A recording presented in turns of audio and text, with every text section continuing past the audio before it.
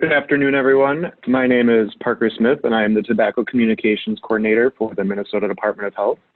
I'm also the Communications Chair for the Tobacco Control Network, and on behalf of TCN, I'm happy to be joined by our co-organizers at the Public Health Law Center for this third and final virtual session in a collaborative three-part series on tobacco policy preemption and its impacts at the state and local levels. Today, we'll explore opportunities for states and localities to move forward when tobacco preemption is in effect. Next slide, please. Before we get started, I'd like to overview the logistics for this afternoon's virtual session. This session is currently being recorded, and a link to the recording and slides will be made available to everyone joining this afternoon. The recording and slides will also be posted on the Tobacco Control Network and Public Health Law Center websites. We also invite you to participate in this afternoon's question and answer session by submitting questions through the chat function at the bottom toolbar at any time. Next. As you can see, we have a full agenda to cover, which will allow us to get a brief background on this topic from subject matter experts at the Public Health Law Center before diving into two state-level case studies on opportunities to advance tobacco prevention and control, even when limited by preemption. We'll start with a brief overview of the Tobacco Control Network before I turn the floor over to Public Health Law Center co-hosts. Next slide, please. The mission of the Tobacco Control Network, a peer network of the Association of State and Territorial Health Officials, also known as ASTO, is to improve the public's health by providing education and state-based expertise for tobacco prevention and control at the state, territory, and national levels. We are excited to recognize 2019 as the 25th anniversary of TCN and celebrate all the successes our state and territorial tobacco control members have had in achieving tobacco control best practices. Next slide. TCN established its 2016-2019 strategic map, as you can see here, to help achieve its mission of improving the public's health by advancing state and territorial tobacco prevention and control. As you can see, the Tobacco Control Network Executive Committee prioritizes specific objectives in their support of state and territorial tobacco control and acknowledges health equity as an overarching principle. The drafting of a new strategic map is going into effect this fall, is already underway, and will soon invite the TCN membership to provide insight before it gets finalized. Next slide, please. It's now time to hear from the speakers joining me today. First, I'm happy to introduce Mark Meany. Mark is a lead senior staff attorney for tobacco control technical assistance with the Public Health Law Center. Mark provides legal technical assistance on tobacco control issues and other public health law issues to public health professionals, organizations, attorneys, and advocates throughout the United States. Mark, the floor is yours. Thanks a lot, Parker. And thanks to everybody for joining us this afternoon. And I also want to say a special thanks to our friends and partners at ASTO and TCN for joining us and partnering with us on this series of webinars, which we think is one of the most important topics that we are confronted with in commercial tobacco control, but also for our partnership in all other areas as well. Okay. As most of you probably know, and as Parker mentioned, I work at the Public Health Law Center. We are a nonprofit legal center. We are housed at the Mitchell-Hamlin School of Law in St. Paul, Minnesota. And our mission is to improve health, the power of law and policy. And one of our main bread and butter activities is providing free legal technical assistance on all aspects of commercial tobacco control work. And we also do significant work in healthy eating and active living as well. And I don't want to go too much into our organization today because we have a packed agenda, but we are here for assistance for anybody who's on this, this call at any time. As Parker mentioned, and as we've talked about in previous webinars in this series, previously we gave more of an introduction about what preemption is. We talked about some of the historical context for preemption, specifically how the tobacco industry has really been the main industry that has been using this as a weapon for its own benefit. We talked about some examples of successes in repealing preemption, specifically with Oregon Health Authority.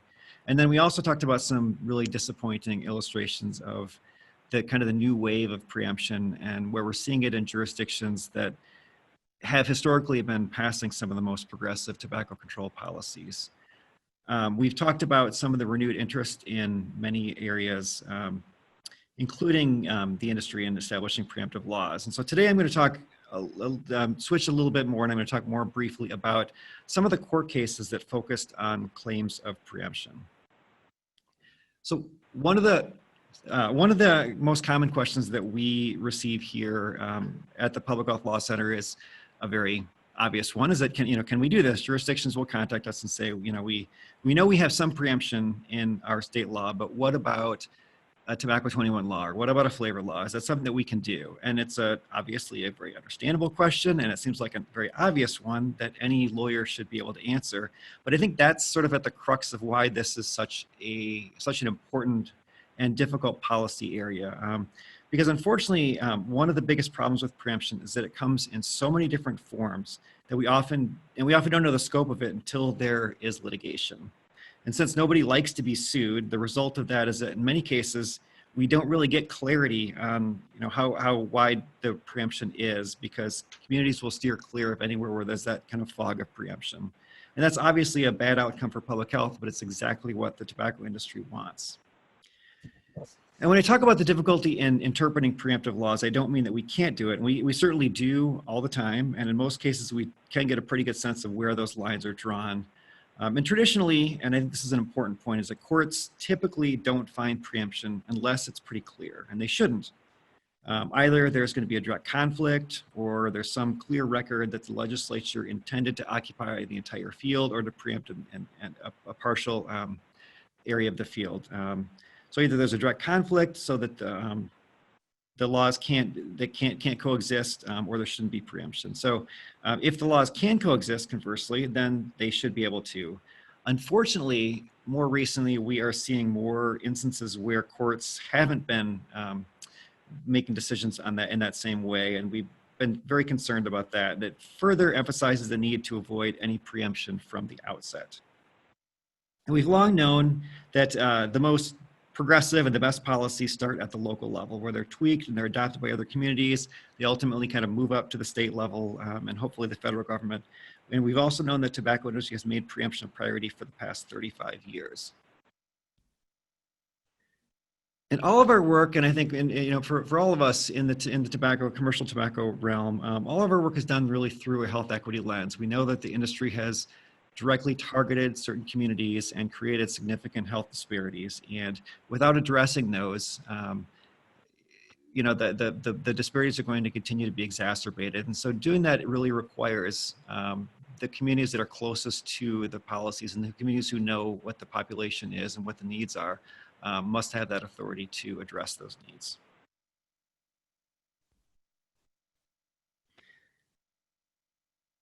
Repealing, so if preemption is in place already, repealing is always the ideal solution, of course, but it's not always possible. And I know that Sally and Tracy are going to talk about their experiences in working in states where there is preemption. I know we're talking a little bit about some partial preemption, but it's not always possible. Certainly it is ideal.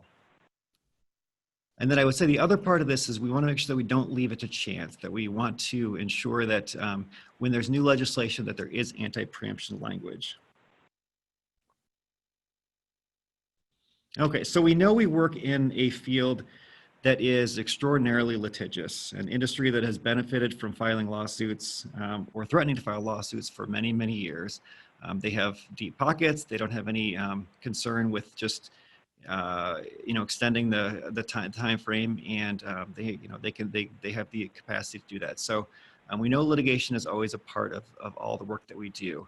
But I want to talk just about a couple cases and some of their outcomes and what they mean in terms of what local activities regarding preemption.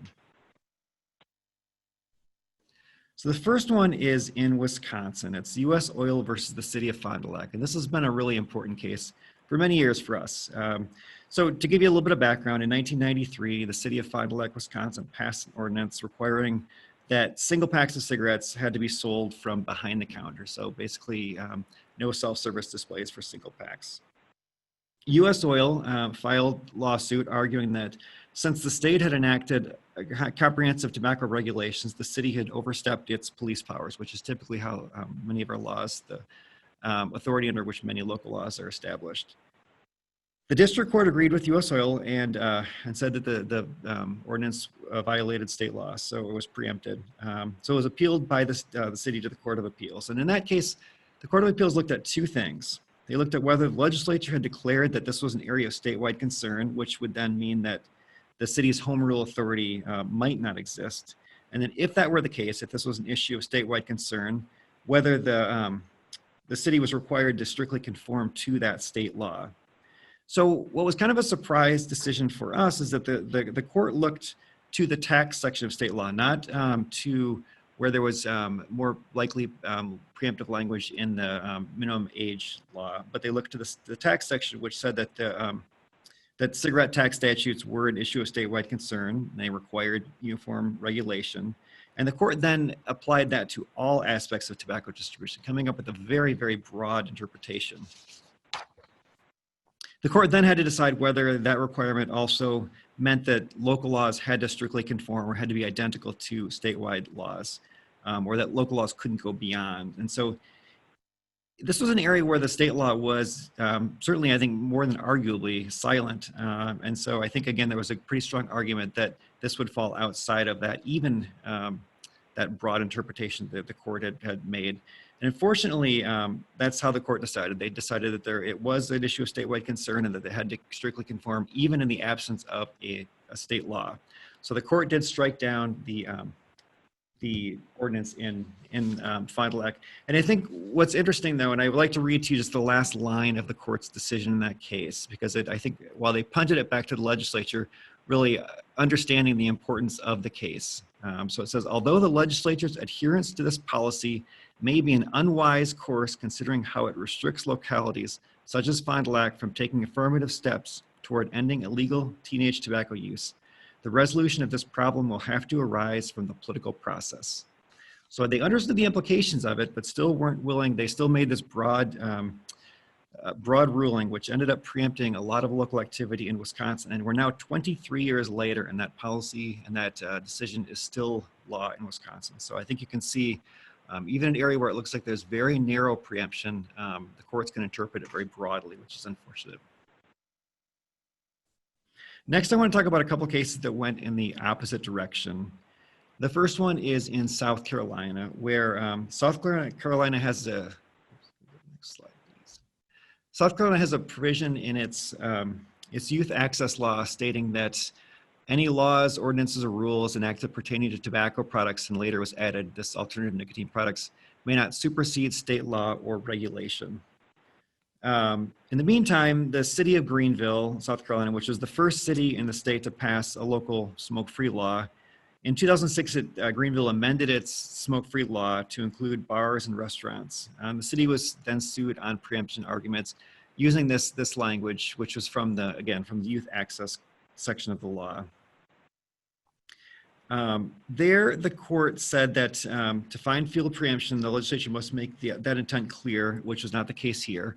So it had to be manifest. And so they ended up overturning the district court's decision. The district court had struck down the city's ordinance. It struck down the district court's decision, which was a positive outcome for public health. But it also, I think this kind of shows that even in a case where it looks like it's a fairly clear case where there should not have been, there isn't that clear legislative intent when you have the preemptive language in the youth access law. Even there, the district court struck it down, and it required the city to then appeal it to the state Supreme Court. So unfortunately, there still is preemption, of course. It's narrower than it was after the district court's case. But the other thing is that it's helpful, but it also took a year and a half in an appeal to the state Supreme Court to learn that. And that's something that many cities may not have appealed that, and that would have been even more problematic. The next, I want to talk about a much more recent case in Kansas, and this was related to the Topeka, Kansas Tobacco 21 ordinance that it adopted. Go to the next one. And this was a situation where there are almost 20 cities in Kansas that had passed the Tobacco 21 law. In this case, there wasn't any preemptive statute. There was nothing on the books that you would point to that say, okay, there is, that would be an argument for preemption. As you can see, there's a couple of Supreme Court decisions showing that local governments have the authority to regulate beyond what the state has done. That and that's been the case in home rule cities around the country for forever. There was good case law. There was actually an opinion by the Attorney General in the state of Kansas stating that this was not preempted. And so we thought this was, we knew there was litigation. We thought this was probably unlikely to be struck down. We thought it was very unlikely, as a matter of fact. And yet the district court held that there was very broad field preemption in this area because the state regulated at all. And, that could have really potentially problematic ramifications, not just for tobacco control, but for really any area of local activity. And that was extraordinarily problematic.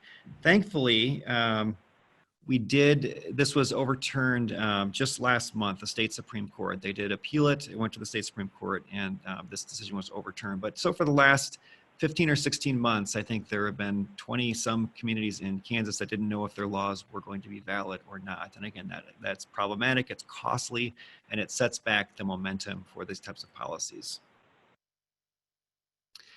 And then finally, I just want to talk briefly about the threat of litigation. This is something that we have seen a lot. This is a letter that was received when the city of Falcon Heights, Minnesota was considering adopting a flavor ordinance. But we know the same letter was sent to a number of communities in Minnesota, but also a number of communities in Massachusetts as well. And it was sent by Jones Day Law Firm, and Noel Francisco was the partner and who is now the U.S. Solicitor General, as a matter of fact, threatening litigation, saying that, and I think if we go to the next slide, there's the flavor restrictions were preempted by the Tobacco Control Act.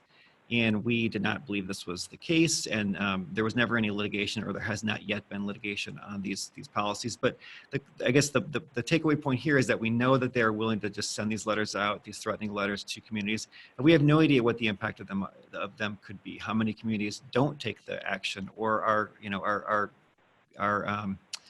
concerned enough about the litigation that they just won't pass the policy. So the impact of this is at this point unknowable. So I would encourage you, if you have questions about your own jurisdiction, you want to talk about preemption, we would be happy to talk to you about that. Feel free to contact us. We have some a wealth of resources on our website. Our contact information is there, and I think I'm going to turn it over next to Sally Herndon from North Carolina, who's going to talk about some of her own experiences with preemption. Thanks, Mark. I'll just jump in here quick before we move on to Sally. Thanks again for getting us started with your expertise and legal perspective on this topic. Providing us with the first of two state-level case studies on this topic is Sally Herndon. Sally serves as the head of the Tobacco Prevention and Control Branch for the North Carolina Department of Health and Human Services, where she's been a leader in public health efforts in tobacco prevention and control since 1991. Her ongoing work involves working with state, regional, and local partners to reduce tobacco use by young people, eliminate exposure to secondhand smoke, help promote evidence-based tobacco treatment, and help tobacco users quit, and eliminate tobacco attributable health disparities. Sally, thanks again for joining, and the floor is yours. Thanks so much. It's good to be here with you, and I have a cautionary tale to tell you about preemption and some lessons we learned in North Carolina. So next slide, please. Back in 1993, when I was a fairly new program manager in tobacco control, we got some devastating challenges in that the North Carolina General Assembly passed what I called then and still call the dirty air law, which stated that 20% of space of state government buildings should be set aside for smoking, as was practicable, and that any local governments could not pass anything stronger than that. Next slide, please. So our strategy was simple when we got hit with this major barrier, this preemptive law. And that was to make progress where we could make progress without closing doors on future progress. But as you all know, working in policy, the devil's in the details. And this meant that we really needed to do a lot to educate upline about the specifics about what this means in tobacco control. For example, those of us in government needed to work with our chronic disease directors, our state health directors, our department secretary, and our legislative liaisons to really understand what this meant. And in those days, for example, policies with designated smoking areas tend to close doors on future progress for many, many years. So while it seemed like a quick fix at the time to just pass something about designated smoking areas, we really wanted to hold out until we could get something that was more evidence-based. And we worked closely with our external advocates to get that word to potential bill sponsors. Next slide. So this is a snapshot of more than now 20 years of chipping away at this preemption barrier. And we, in North Carolina, had help from legislatively appointed task forces, and particularly a senator who was a well-respected pediatrician who helped us design this strategy to first take the House of Representatives smoke-free, then the Senate, then the entire General Assembly, and then if the legislature had the benefit of a smoke-free work environment, state government officials argued for smoke-free state government buildings and vehicles as well. This built support for this as a more normative activity, and after 3 years of work, specifically we got a smoke-free restaurants and bars law in 2009 that also restored some of the local government authority. In 2013, however, we had a challenge to the local authority to ban smoking on government grounds, but that failed to win support because so many local governments with bipartisan support had gone ahead and done that. So that's a quick snapshot about where we've come in 26 years. Next slide, please. So we worked chipping away in all the areas that we could, in prisons because the cost of treating prisoners who were smoking was enormous for the state, in public schools and community colleges to protect our young people. And in long-term care facilities, the issue really came up because a long-term care facility worker was injured by a patient who was smoking with oxygen in the room. So we worked in all of these areas making progress where we could. Next slide, please. Perhaps, so we continued to chip away with particular language that was express anti-preemption clauses in these areas for tobacco-free schools and tobacco-free community colleges, and each of these had to go through the legislature. Next slide. The North Carolina Alliance for Health is our strategic coalition that includes folks that are external to state government, and their 2007-2009 was a comprehensive smoke-free workplaces law. The primary bill sponsors who were working with them at the time could not get votes for a comprehensive law. But with the North Carolina Restaurants and Lodging Association calling for a level playing field on this topic, this is an example of where we could make progress without closing doors on future progress. So our comprehensive law was compromised to smoke-free restaurants and bars law because we didn't see it closing doors on future progress, particularly since the bill sponsors quietly added language with considerable return of local authority to the bill. Next slide, please. So here's our celebration event. The primary bill sponsor on the left was the House Majority Leader and a cancer survivor. The primary bill sponsor in the Senate on the right is a distinguished white-haired pediatrician who really helped us craft this policy. That's our governor passing off the signing pen to the primary bill sponsor. And behind you see bipartisan support, especially from legislators of all political stripes who had faced devastating consequences of tobacco use in their families. Next slide. So the language that was put into the smoke-free restaurants and bars law that really won support because Restaurant Association calling for a level playing field also added language that local governments may restrict smoking in public places and enforce ordinances, Board of Health rules, and policies restricting or prohibiting smoking that are more restrictive than the state law, and that apply to local government buildings, on local government grounds, and in local vehicles or in public places. And their public places is defined as any indoor space where the public is invited or permitted inside. So you see, it's not a comprehensive repeal, but it gives us much of what we needed to move forward. And we quietly decided with our partners, including the Local Health Directors Association and our UNC School of Government, to fully and successfully implement the statewide smoke-free restaurants and bars law, because we knew that it could add popularity to this notion of smoke-free public places.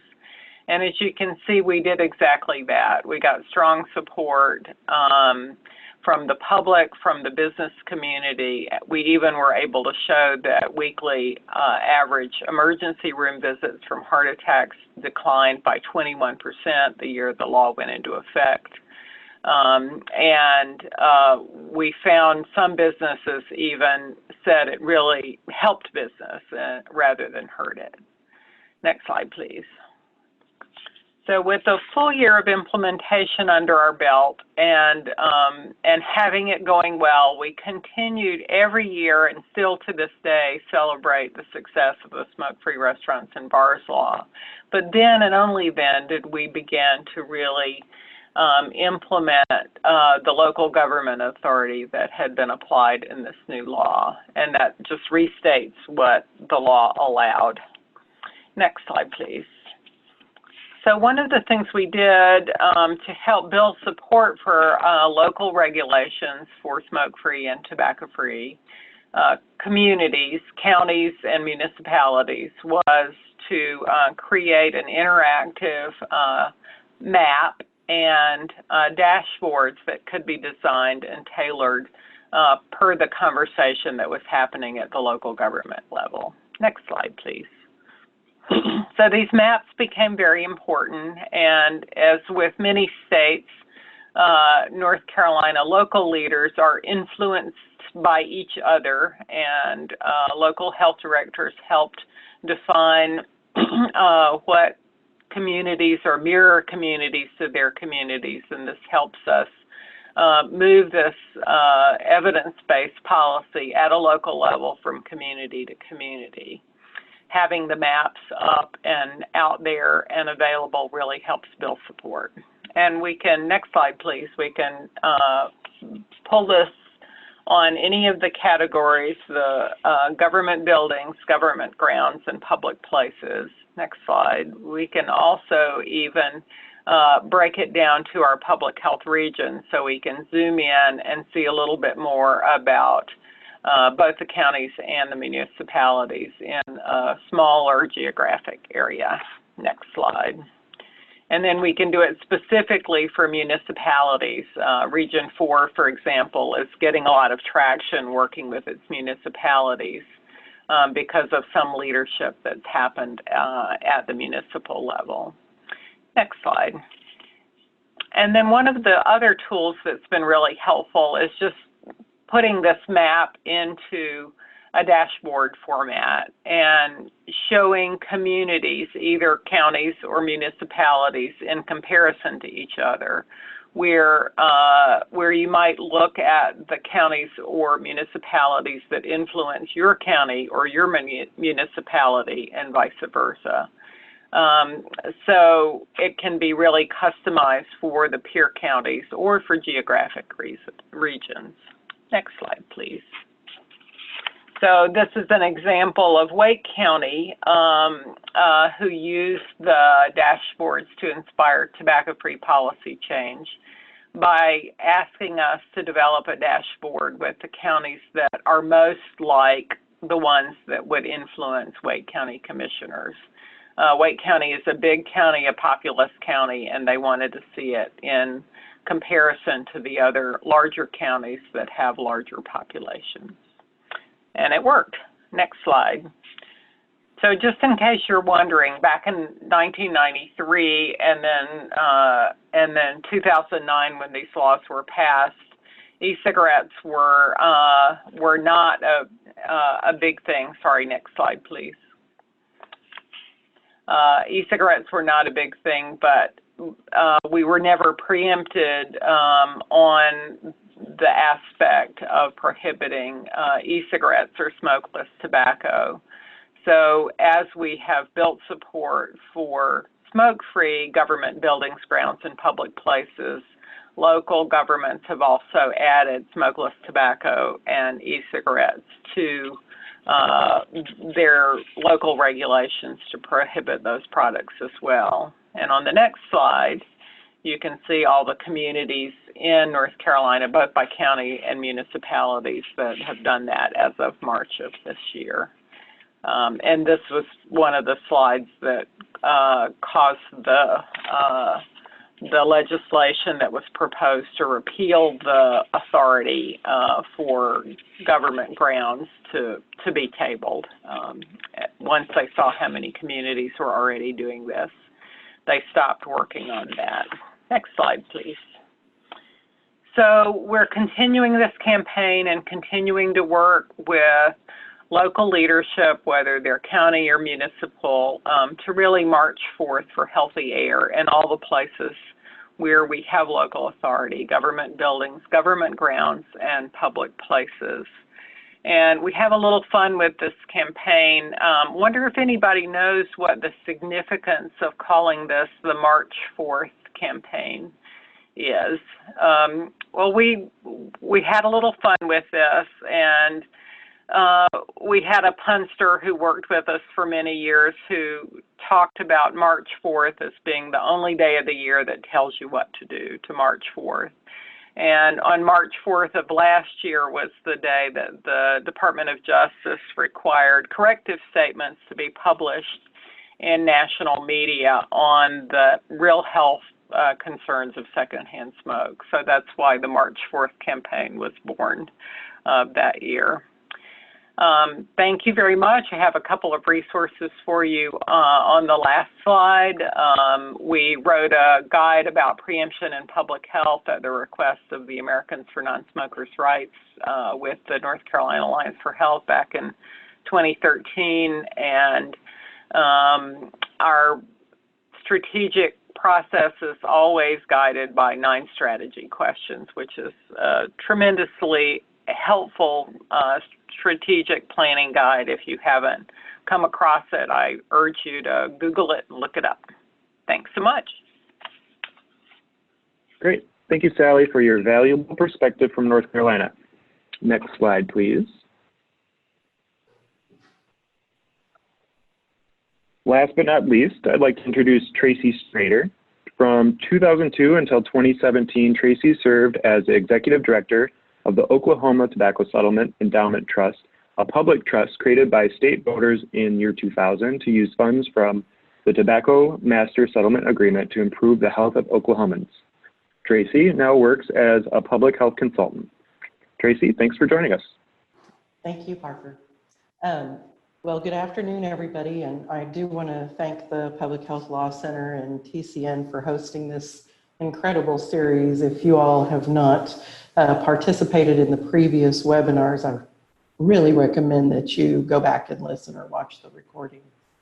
But to start, I'm going to start with this first slide just to say that I think it beautifully illustrates the feelings that we experience behind preemption. So while POO, or the Tobacco Control Program, is stuck and helpless feeling, the rabbit or the tobacco industry is smugly enjoying the ride. Next slide, please.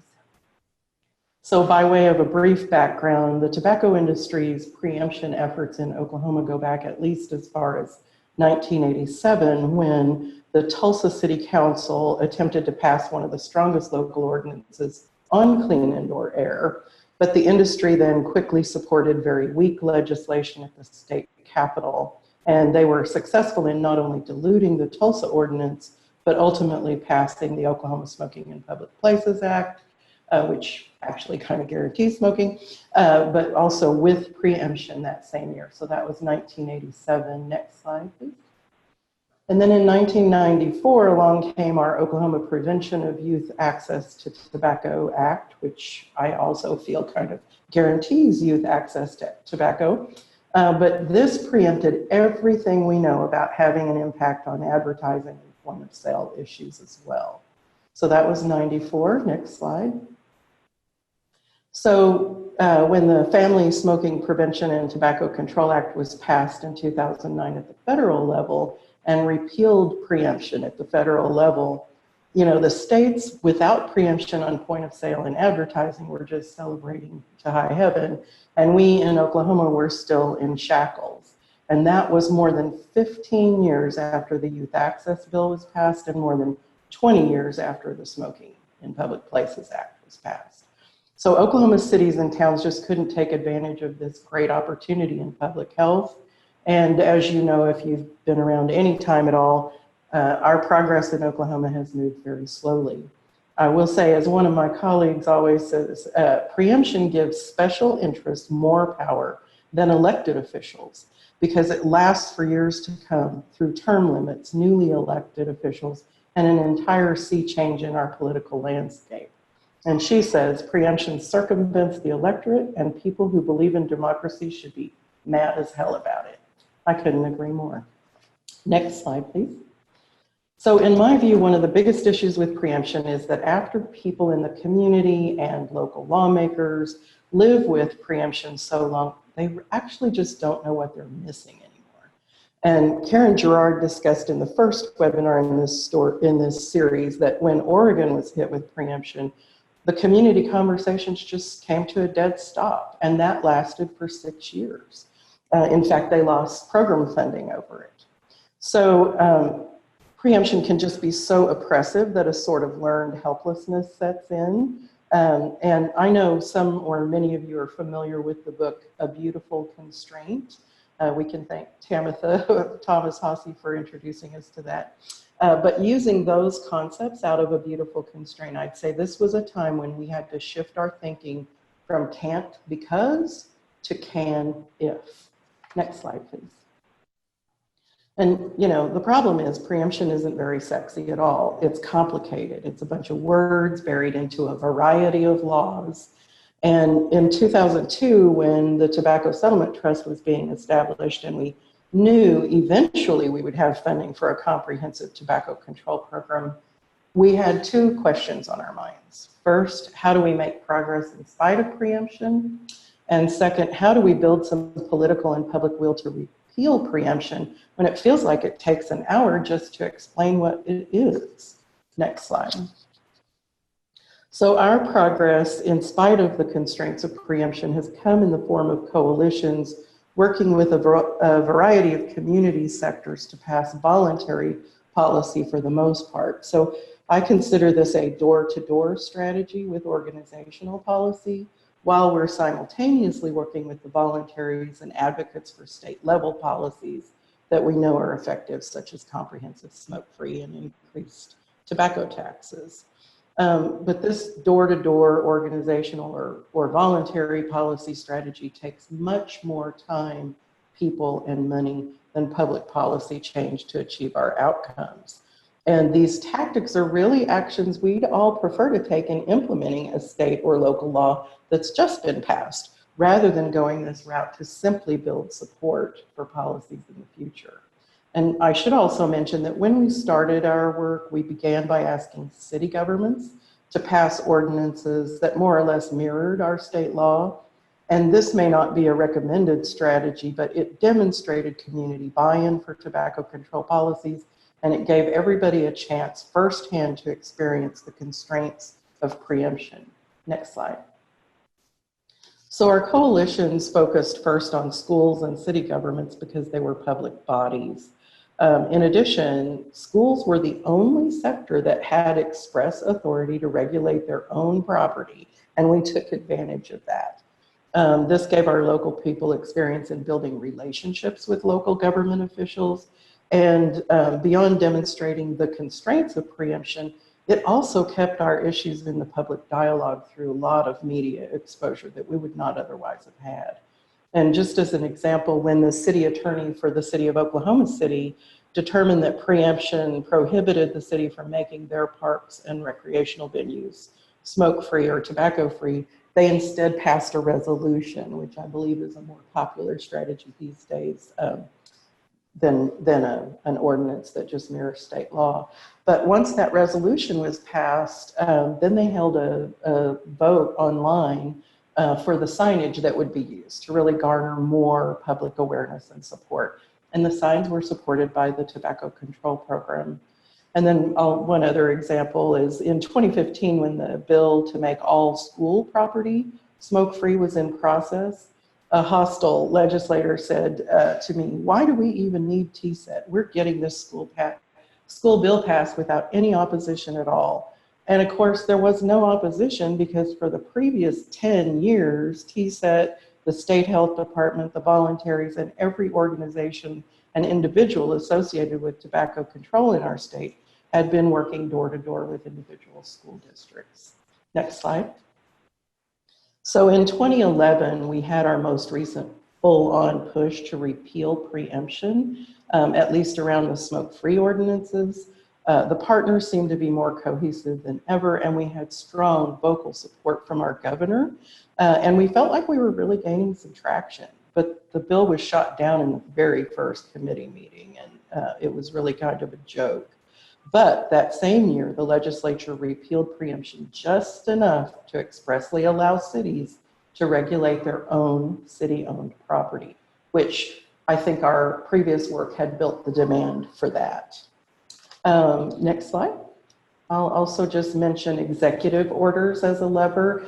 One of the things about preemption that the industry loves, of course, is that everything is focused at that state level. And of course, when you don't have any community action through ordinances and such, then it makes the state law even more impossible to pass.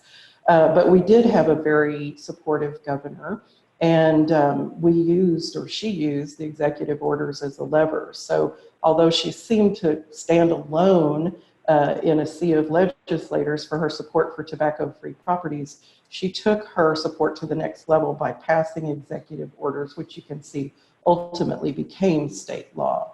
And I believe she was the first governor in the country to use executive orders in this way in tobacco control. But it was a very powerful strategy at the time because, it's nice to see progress. It gives everybody hope. And most importantly, it demonstrates that the tobacco industry's doomsday predictions are unfounded. Next slide, please. I also want to mention the powerful role of health communications. And in addition to the campaigns we've run to expose the industry, which I think is critically important, promote the helpline and smoking cessation, promote smoke-free and other effective policies, we also engaged Rescue Social Change Group to help build and demonstrate demand for smoke-free bars among the young adult population using their social branding approach. After several years of demonstrating that demand through smoke-free bar nights, the campaign transitioned to another campaign we call Free the Night, which just goes directly to the bar owner and manager and recruits them and provides support for them to adopt smoke-free policies. In one of my favorite examples, for many years, we had a local dive bar, which of course these days is now trendy, but at the time it was a dive bar, and it had a marquee right outside that says welcome. And they did it because they were right across the street from a restaurant bar that had been smoke-free. Next slide, please. So many of our local coalitions referred business owners to other business owners, for example, who'd already adopted smoke-free or wellness policies. And so in this example, the Tulsa Health Department and coalition partners hold an annual Make It Your Business Symposia. So they have a panel of business leaders, and the rest of the business folks get to hear candid accounts of going smoke-free and how many of the difficulties were much easier to overcome and how it improved health. In fact, their early work in Tulsa included helping Dollar Thrifty adopt the first smoke-free policy among the rental car agencies, first just for their facilities in Tulsa, and then that expanded across the country. Now, at the time, they didn't receive national attention for this policy like the other rental car agencies have gotten a few years later. I think they were just ahead of their time. And then whether it's schools talking to schools, businesses to business, mayors to mayors, I think the peer-to-peer testimonials and examples of successful policy implementation are really among the most powerful tools we use in voluntary policy or any policy for that matter. Shoring up decision makers with data, bringing data to life through health communications, youth engagement, community member involvement, all of these are key levers in policy change. Again, that's true with or without preemption. Next slide, please. And so I realize that a lot of states are limited in what they can do due to budget and staffing, but I'll mention at least one program, well, I'll mention two, but one that doesn't take as much in the way of resources. And the first is our Certified Healthy Oklahoma program, which has been a great success for building momentum for health. Basically has minimal cost compared to some of the other strategies that we've used. And this was established in 2010 based on a Certified Healthy Business program, which the State Health Department and the State Chamber had developed in 2003. In the new or expanded program, we offer certification to a variety of sectors. Most were in the slide of the list of sectors that our coalitions were dealing with. And in the Certified Healthy Communities program, it encourages cities and towns to pass a comprehensive slate of wellness policies in many areas of prevention. But tobacco-free property policies were established as a prerequisite and reinforced the notion that without a tobacco-free policy, you just couldn't consider yourself as healthy. The last program was TSET's wellness incentive grants, and if a community or a school were able to achieve certification and then could validate their claims to us, then we could give them an incentive grant and they could put that money toward a wellness project. So while, next slide please, while preemption might seem like a relatively harmless concession to make, there are so many great reasons, and I'm sorry, you kind of have to click through those points. And you can just do that, keep clicking. Many great reasons not to compromise, as the slide describes. And I'll just say, you know, for one thing, just imagine when the science on the developing brain is solidified and we need to move to age 26 instead of 21. Most of us can't imagine that today, but it could come. Next slide, please. Just about done. And so as tobacco control professionals, you know, preemption can make you feel as if you've been told to run with your shoelaces tied together. But there are strategies that you can use if you change from can't because to can if thinking. I have to give many thanks for all of this to the voluntaries and national partners who have supported us through this obstacle course over decades. And I will just say that Kathy Calloway with ACS CAN mentioned on one of the previous webinars that if you don't have preemption now, you should get busy passing local ordinances. It won't place you at any greater risk for future preemption because the industry is going to hit you with it whether you've made prior progress or not. And I'll add that if you use the power available to you now, it will be less likely to be taken away later. Ryan Kaufman's example from Philadelphia in one of the other webinars indicates that if you have a lot of those policies, they at least might be grandfathered in if you are stuck with preemption in the future, and that is sustainability. Next and last slide, please. I just want to wrap up by mentioning that there is relatively new national level survey data from our Oklahoma Tobacco Research Center, and Doug Matheny, in case you know him, showing that there is really good support among the general population as well as state and local lawmakers to revise or remove laws that have been influenced by tobacco company lobbyists. So with that, I'll end, and thank you all so much. Awesome. Thank you, Tracy, for your presentation. We have a few minutes for questions and answers, so we'll be referring to questions submitted in the chat box throughout the presentations. To moderate this portion, I'll turn things over to Andrew Twinamatsiko, Staff Attorney with the Public Health Law Center. Thank you, Parker. As Parker said, my name is Andrew Twinamatsiko. I'm a staff attorney here at the Public Health Law Center, and we have a few questions here. And the first one goes to Sally. Sally, how did you publicize the maps, and did you track how many times they were viewed? They are great. Oh, thank you very much. That's a great question. We publicized the maps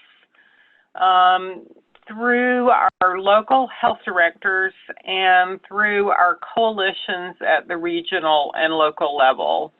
We're fortunate in North Carolina to have a very strong association of local health directors, and they work very closely at the regional and local level with their boards of health who have the authority to ban smoking and all tobacco use in government buildings, grounds, and public places. So the main point of publishing the maps has been to take them directly to decision makers. But you know, it's a good idea to take a look at the interactive map and see if we can count the clicks on those as we change them, because I think there have been times where there's been more public interest in those to see if, for example, a community is smoke-free, if somebody's being exposed to that in their community. Great question and good idea. I'll take that back to our webmaster and see if we can track those. Thanks. Oh, great. So here's the next question, and this is I'll ask if Tracy can take a stab at it at first, and then maybe the other panelists can also chime in. What are some things on an individual level that could be done to advocate for tobacco prevention and control? Well, obviously, as an individual, you should be in touch with your elected officials at the state and local level. Join your local chamber or participate in coalition. But I think, you know, in the course of this discussion around preemption specifically, I think one of the things I think is pretty important when you've got a newbie, whether it's a new state health officer or newly elected person, is to get to them and talk about preemption, not just in terms of tobacco control, but in all the ways that it can keep us down as a community and as individuals, and certainly marginalized populations. I know I had somebody approach me not long ago about, you know, what in the world can we do to repeal preemption, because his city tried to outlaw plastic bags and they were not allowed to do it. So this impacts many areas, and I think that'd be one thing as an individual that you could do. Stop there. This is Sally. I'll just add, if the question is about individual private citizens, I think one of the things that really helped us build support for our smoke-free restaurants and bars law was helping citizens write editorial comments through letters to the editor and even some op-eds. Policymakers pay attention to what's on the editorial page, whether it's letters to the editors or op-eds or even the newspaper's editorial opinion. And without a lot of money to invest in tobacco prevention and control for paid media campaigns, we relied a lot on earned media. And that's something that all kinds of citizens can use as a really important tool to educate decision makers about the need for clean indoor air and smoke-free and tobacco-free policies. Great. Thank you for those responses. And this actually leads neatly into the question that was previously asked. And this goes to you, Tracy. Could you please talk more about the use of executive orders to move forward? Was that a strategy developed by the governor, or was that TSET? Well, it was probably a combination of the governor's office and the state health department. in part because our state health commissioner was the Secretary of Health as well. So I think in that role, they talked about strategies that could be used, what kind of power and authority that she might have. I know in years past, we had a health commissioner that prompted the State Board of Health to pass rules about smoke-free, emergency rules about smoke-free, and it so incensed the legislature that the next year they did pass a smoke-free law, which you've seen, and it isn't very good, but at least they were beginning to take some action that had not been taken before. And so I think it was a strategy that the governor's office and the Secretary of Health put together. Great, thank you. Mark, here's one for you and the folks at the Public Health Law Center. What support does the Public Health Law Center provide to communities that are contemplating challenging preemption through litigation? That's a good question. And I think when I started, I didn't give a kind of a broad understanding of the type of technical assistance that we provide in our work.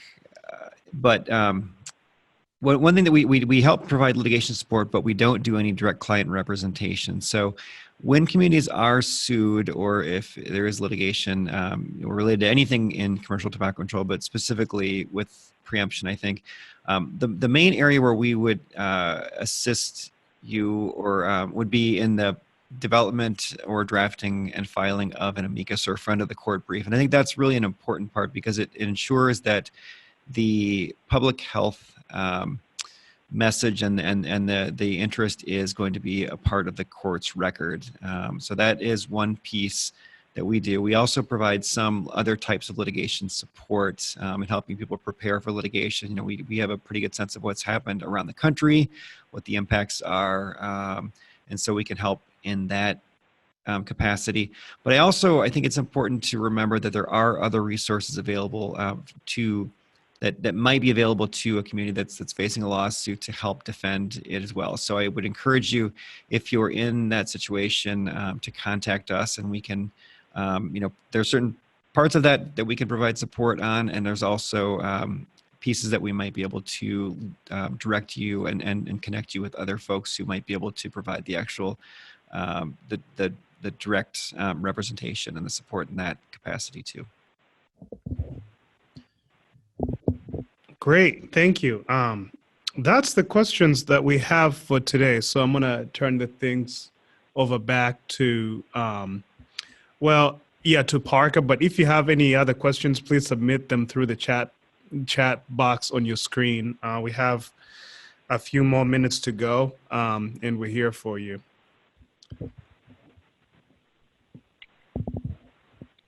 Thank you, Andrew.